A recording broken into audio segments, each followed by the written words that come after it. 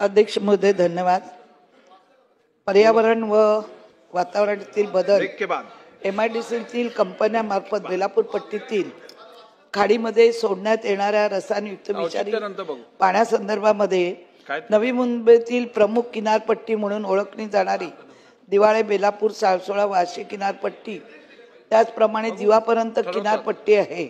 सदर किनारपट्टीत लगत स्थानिक कोळी बांधवांच्या किनारपट्टी लगत मासेमारी करून आपल्या कुटुंबाचा उदरनिर्वाह करत असतात।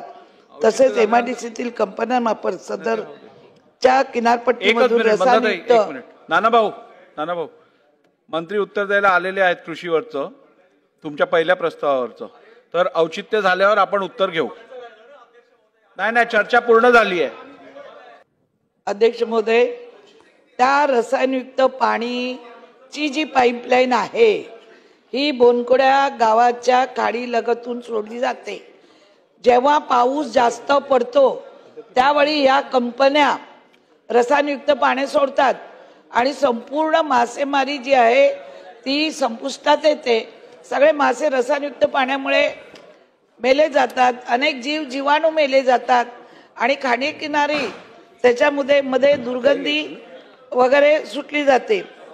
अशा वेळी या ज्या कंपन्या आहेत, या ज्या MIDC आहे, तळोजा आहे, या सांडपाण्यावरती ते प्रक्रिया न करता जे पाणी सोडतात त्या कंपन्यांवर आपण कारवाई करणार का, अशी माझी औचित्याच्या या मुद्द्याद्वारे आपल्याला मागणी आहे। आणि रसायनयुक्त पाणी सोडल्यामुळे शासन कारवाई करणार का व सदरच्या रसायनयुक्त विषारी पाण्यावरती प्रक्रिया करून पाण्याचे शुद्धीकरण करून सोडण्याचे आदेश देणार का, ही मी आज औचित्याच्या मुद्द्याद्वारे हा मुद्दा मांडलेला आणि मासेमारी करणाऱ्या कोळी बांधवांना आपण दिलासा लवकरात देणार का।